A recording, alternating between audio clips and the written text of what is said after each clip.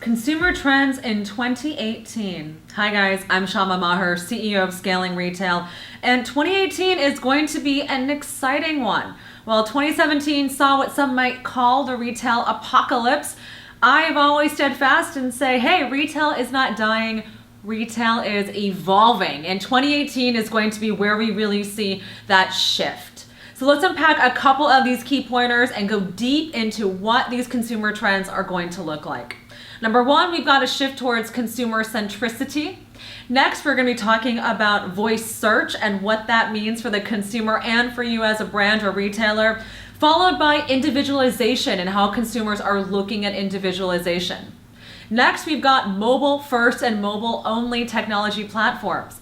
Gen Z and Gen Alpha, which is going to be coming up after Gen Z, is also seeing a rise of new online apps and platforms. This is super exciting. Platforms that you guys have not heard of yet are going to be starting to really gain a lot of steam.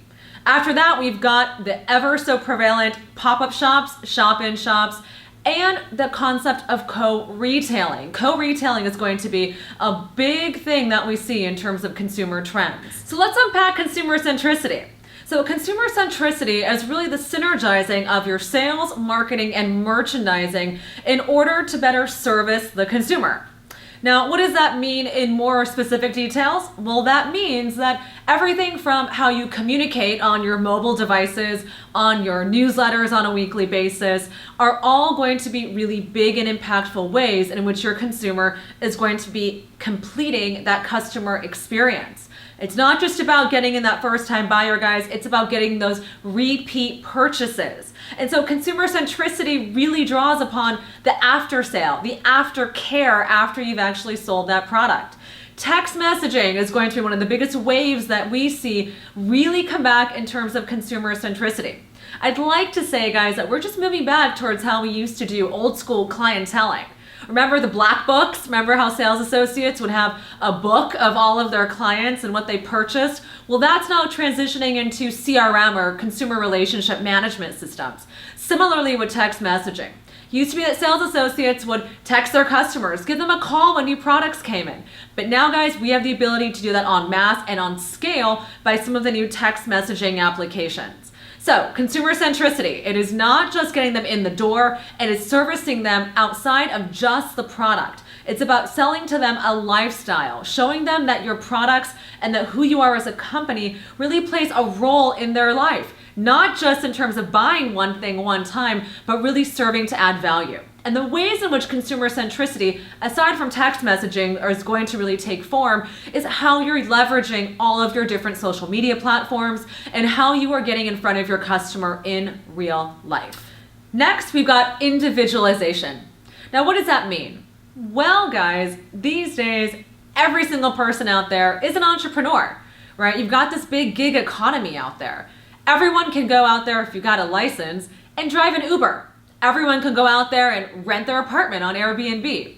So this idea of being able to turn every single person into their own business is really interesting. Similarly, while we have the rise of the gig economy, we also have people who are looking for more personalized services. 3D printing, for example, is an amazing way in order to offer customization. People are looking to be integrated and spoken to when they log on to your website. They're more and more likely and open now to integrate and sign up with Facebook or any other social application. And why is that important? Because it gives you guys so much information and data about who your customers are.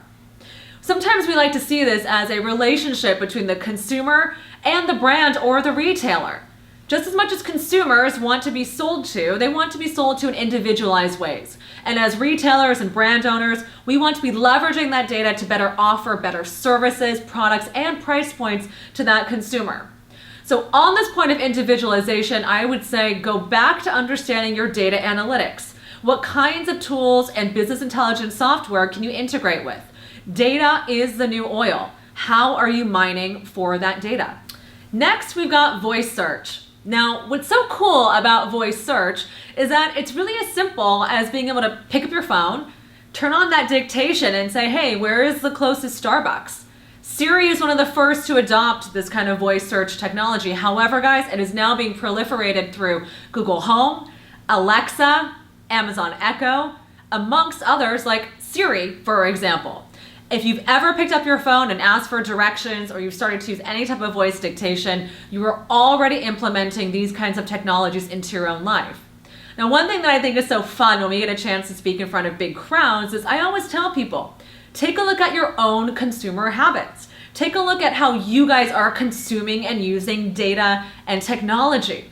Similarly, your clients are also adapting and using those similar types of services. So guys, when it comes to understanding voice search, what's going to be so fascinating for you is that it's going to really impact SEO. Before, it used to be that from an SEO standpoint, you could have misspelled words because obviously some people would be typing so fast that they would misspell certain keywords or key long tail phrases. But now you're going to see less and less search misspellings. You're also going to see platforms like Alexa, like Home, start to have partnerships with different retailers and different ways of curating product. So you're going to want to make sure that you are partnering up with these services in order to find out how you can also take advantage of search. And lastly, you might also encourage people on your e-commerce platform to be searching. You might say on your little sidebar on the hello bar, press your voice dictation, let us serve you better. Now, what we're also going to see alongside with voice search is also moving towards chat bots. Now, what's so interesting about chat bots is, yes, it's great to be able to offer a live person who can chat with you in that moment. But if you guys are not able to have someone who's actually behind the scenes, then having a chat bot where it says that you're not online or not available doesn't really do you much good, right? The consumer is still left discouraged. So if you have the ability to have customer service on the back end to manage those live chatbots and live chats, then amazing. If you are selling a high-end product or service, or you think your customer might need to get a little bit more information to close the sale, then you do want to make sure there's someone on the other line of that chat box during the regular operating hours. Now, the chat box really relates to another huge trend, text messaging. Text messaging, again, goes back to old school clienteling. Back in the day when you'd have your CRM software and have your black books and start to connect with your consumer. But what's so cool about text messaging, guys, is it is brand new for the consumer. There is a 98% open rate on text messages. Why is that? Because it's so new. Not everyone is implementing and using it. Now, I've seen it executed in a few different key ways. The first way in which you can execute that is by having a text, XYZ phone number in order to get 15% off your first purchase. You can also send a bounce back email or something that informs your customer, hey, we're going to notify you via text message when your product arrives. We'll keep you posted up to date with news and shipping and information.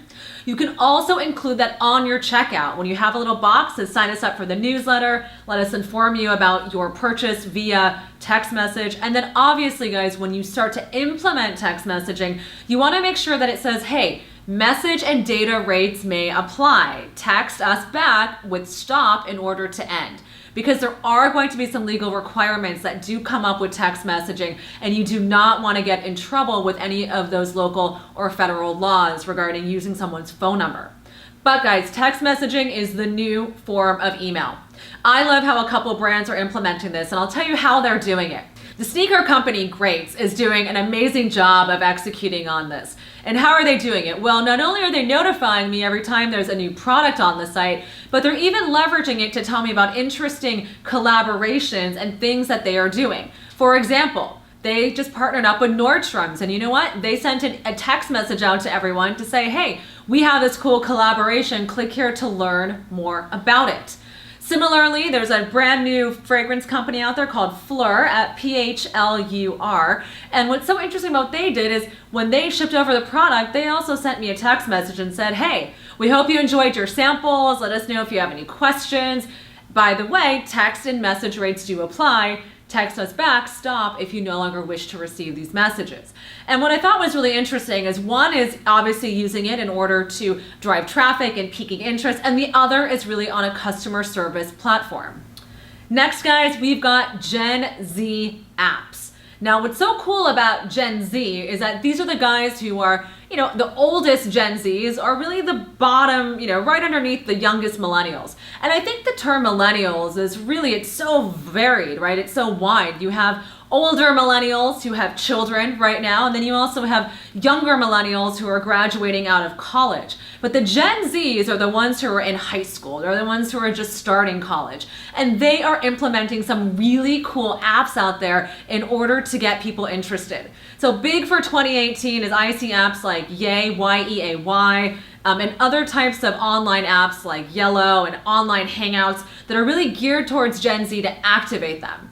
I love these platforms because they're allowing teenagers to be able to also adapt into the gig economy. They're also allowing for teenagers to be able to sell things online. So oftentimes when we think about new technologies and new social media apps, sometimes we go, let me wait and see how it's going to adapt first before we actually adopt this for our business. However, by the time it becomes big, guys, you might be late to the game and late to the platform. So what I suggest doing is really keeping your eyes and ears on the ground for the latest new technology apps in terms of social selling and just in terms of social media. Every single young person out there today has the capacity, again, to become their own business and their own entrepreneur. If you can capture those audiences and turn them into tomorrow's influencers and tomorrow's sales ambassadors, you'll start to see better and better partnerships. A great example of that is Musical.ly. Right? Musical.ly, which started off as a platform for lip syncing, has now turned into a major platform for young people to be able to do performances. And guess what? Imagine sponsoring or having your jacket or your t-shirt on a Musical.ly singer, right? This is amazing product placement for Generation Z to be able to be influenced. And trust me, guys, these are the people who've been growing up with YouTube. These are the people who are growing up with Snapchat. They already know the power that they can have over an audience and the power that they can have to be entrepreneurs. Now, the final three things that I think are really valuable have to do with the physical space. Certainly, guys, we've seen a huge trend towards spending more and more money in terms of digital marketing, online dollars, how we drive traffic. Mobile selling is so valuable and important. A lot of companies are launching with mobile first platforms and then building e-commerce after the fact. And what I think is so important about that is it gives you guys an opportunity to be able to really leverage and test and have different strategies for your mobile sites versus your e-commerce platforms. And of course, you're going to want to leverage those opportunities to drive traffic and to drive in real life experiences. So co-retailing is one of those big ideas that really came out of 2017 until end of 2016.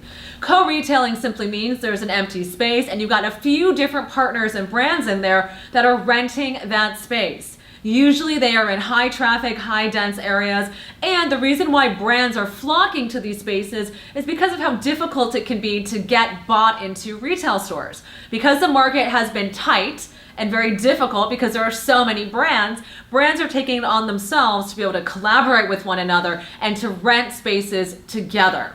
You're also seeing sites like Flying Solo and Dreams of Air, which are brick and mortar spaces that are finding, selecting, and curating brands, and Wolf and Badger is another great example of that. And you can actually rent space from them to have your product there in a high traffic area.